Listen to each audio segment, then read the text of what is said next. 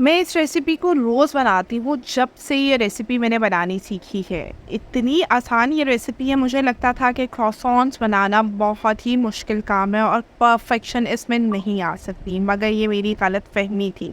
जब से मैंने ये रेसिपी सीखी है, मैं रोज़ इसे बनाती हूँ ब्रेकफ़ास्ट के लिए, शाम के लिए, और ये इतनी ईज़ी और मज़े की है कि किसी भी हाई एंड बेकरी से, कैफ़े से अगर आप क्रॉसॉन सैंडविचेस खाते हैं या फिर चाय के साथ लेते हैं और आपको बहुत एक्सपेंसिव लगते हैं, तो आप अब इसे घर पर बना सकते हैं।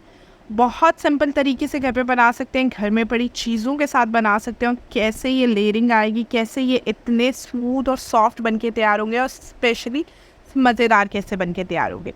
बिस्मिल्लाहिर्रहमानिर्रहीम। सबसे पहले हम लोगों ने यहाँ पे पानी ले लिया है। पानी यहाँ पे हमारे पास 145 ml है, और उसके अंदर हम लोगों ने शामिल किए हैं 6 ग्राम्स ऑफ ईस्ट, और उसके अंदर हम 40 ग्राम शुगर शामिल कर देंगे। आप चीनी चाहें तो ग्रैनुलेटेड भी ले सकते हैं, चाहे तो पिसी हुई भी ले सकते हैं, मगर यहाँ पे हमें 40 ग्राम चीनी के चाहिए, 6 ग्राम हमें ईस्ट चाहिए, और 145 ग्राम से 150 ग्राम हमें पानी चाहिए, जो कि नीम गर्म होगा।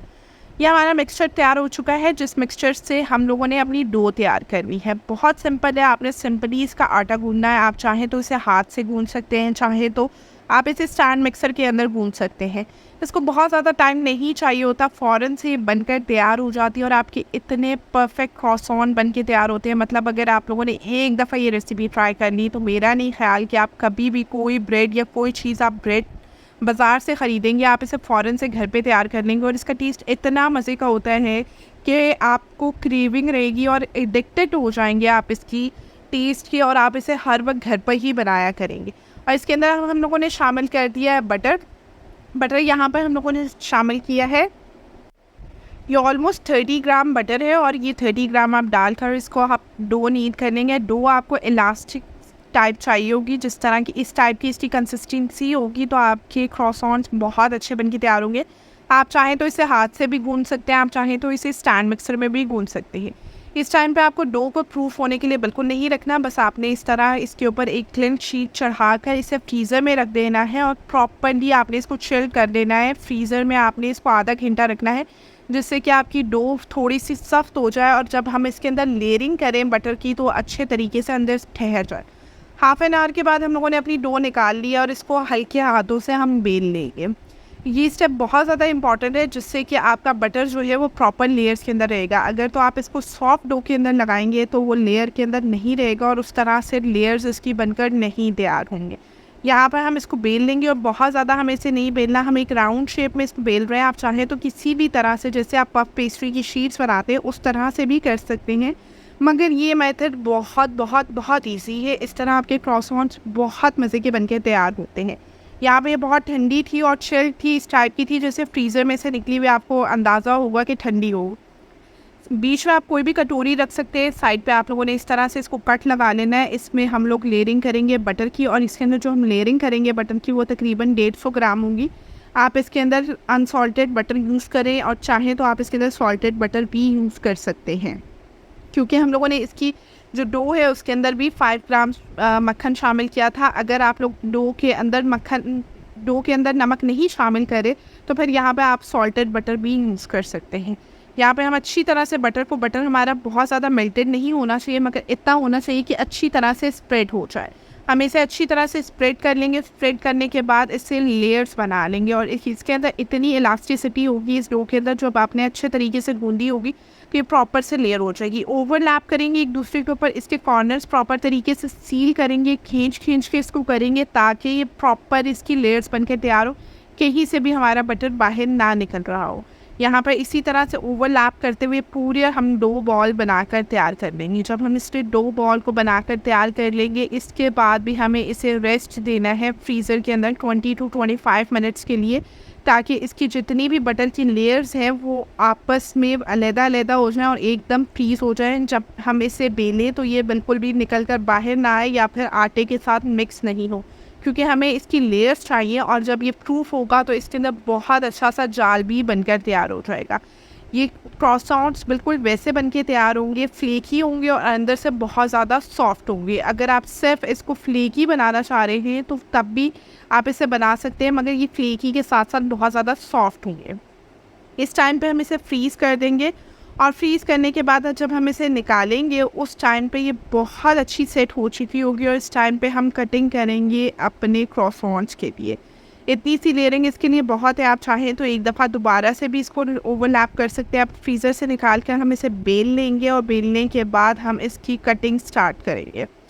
यहाँ पे हम लोगों ने राउंड किया हुआ है, मगर इसे राउंड नहीं करेंगे, इसको बेल कर हम स्क्वायर की शेप में तैयार कर लेंगे। चाहें तो आप इस टाइम पे ओवरलैप एक दूसरे के ऊपर कर सकते हैं और इसकी एक स्क्वायर सी डो भी बनाकर तैयार कर सकते हैं, जिससे कि आपके क्रॉसॉन्स की शेप बहुत अच्छी है। क्रॉसॉन्स के लिए आपको किसी भी कटर की ज़रूरत नहीं है, सिंपल छुरी से आप काट कर तैयार कर सकते हैं। इस तरह मैंने इसको स्क्वायर बना लिया था और अब हम इसको लंबा सा बेल लेंगे और बेलने के बाद हम इसे क्रॉसऑन की शेप दे देंगे। आप चाहें तो इससे फिल्ड भी क्रॉसऑन बना सकते हैं। फिल्ड क्रॉसऑन बनाना भी बहुत सिंपल और बहुत ज़्यादा ईजी है। सिंपल सा स्टेप है, बस आपको डो गूंदनी है। डो गूंदने के बाद इसके अंदर बटर की लेयरिंग करनी है। लेयरिंग करने के बाद रेस्ट देना है और उसके बाद कटिंग कर देंगे। अब यहाँ पे हमें ये तिकोनी शेप में काटनी है। पहले मैंने सोचा था इसे किसी कटर की मदद से काट लेती हूँ, फिर मैंने सोचा कि नहीं, इसी तरह ये बहुत अच्छी शेप में कट जाएंगे। कोई सा भी आप पिज़्ज़ा कटर ले सकते हैं, कोई सी भी नाइफ ले सकते हैं। इस टाइप के आपको काट लेने हैं। ये काफ़ी बड़े साइज़ के क्रॉसऑन्स बन के तैयार होंगे। 300 ग्राम्स हमारा मैदा था, जिससे कि ये हमारे ऑलमोस्ट 8 फुल साइज़ के क्रॉसऑन बन के तैयार होंगे। अगर तो आप इसे स्मॉल साइज़ के या मीडियम साइज़ के बना रहे हैं तो तकरीबन 18 आपके बन के तैयार होंगे। यहाँ पे हम लोग इस तरह से इसको थोड़ा सा कट लगा के इसे ओवरलैप कर लेंगे। ओवरलैप करने के बाद हमारे बहुत अच्छे से क्रॉसऑन्स बन के तैयार हो जाएंगे। ये काफ़ी बड़े साइज़ के, आप चाहें तो इससे ज़्यादा भी बना सकते हैं। इस डो से ऑलमोस्ट 8 बनेंगे और आप चाहें तो इससे 16 भी बना सकते हैं, छोटे साइज़ के। इस तरह से हमें इसे बनाकर सारे के सारे ट्रे में रख देंगे और इसे हमने प्रूफ होने के लिए किसी भी गर्म जगह पे रखना है। हम लोग इसको ओवन के अंदर भी रख सकते हैं, मगर मेरे पास यहाँ पे टाइम नहीं था क्योंकि गैस आने वाली थी, तो मैंने इसे ज़्यादा देर प्रूफ नहीं किया। आप इसे हाफ़ एन आवर प्रूफ करें, जिससे कि बहुत ज़्यादा ये फ्लफ़ी और वॉल्यूम में बढ़ जाते हैं। यहाँ पे जो ब्रशिंग करेंगे जिससे हमारा बहुत अच्छा गोल्डन कलर आएगा और हमारे फ्लेकी से बन के तैयार होंगे, वो एक एग योक है और जिसके अंदर हमने 2 टेबलस्पून ऑफ मिल्क शामिल किया है। उसको मिक्स करके मिक्सचर तैयार कर लिया है। अब हम ये क्रॉसऑन्स के ऊपर स्प्रेड कर लेंगे। अगर आप लोग इसे और देर रेस्ट देंगे तो ये बहुत ज़्यादा राइज़ हो जाएंगे और ये ट्रे आपकी फिलअप हो जाएगी। यहाँ पे आप देख सकते हैं कि कितने ज़बरदस्त इसकी शेप इसने होल्ड कर लिया। उसके बाद जैसे जैसे ये राइज़ होते जाएंगे, इसकी लेयर्स खुलती जाएंगी और आपके बहुत मज़ेदार से क्रॉसऑन्स बन के तैयार हो जाएंगे। अंदर से ये इतने सॉफ्ट और इतने मज़े के होते हैं, ऊपर से ये फ्लेकी होते हैं। 180 डिग्री पे हम लोगों ने प्री हीट किया हुआ था अपना अवन। अगर आपके पास अवन नहीं है, आप इसे पतीले के अंदर भी बेक कर सकते हैं। बहुत इजी है। पतीले को आपने प्री हीट करना है, उसके अंदर कोई भी वायर रैक या स्टैंड रख के उसके अंदर भी आप इसको 40 to 45 मिनट्स में बेक कर सकते हैं। हमारे जो क्रॉसऑन्स हैं ये 35 मिनट्स के अंदर तैयार हो चुके हैं। ऊपर से आप देख सकते हैं कितने ज़बरदस्त और फ्लेकी बन कर तैयार हुए हैं और बहुत सॉफ्ट अंदर से हैं। अगर आप इसका वॉल्यूम इंक्रीज़ करना चाहते हैं तो आप थोड़ी देर इसको ऑन रखें और बाहर से अंदर से बहुत मज़े के बन के तैयार हुआ है।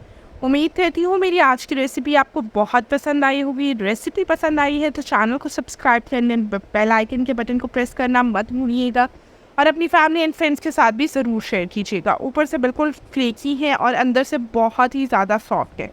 ये बहुत इजी ब्रेकफास्ट है। आप फ़ौरन से इसे घर पे बना सकते हैं। बनाना भी बहुत आसान है और इसकी कॉस्ट भी बहुत कम आती है।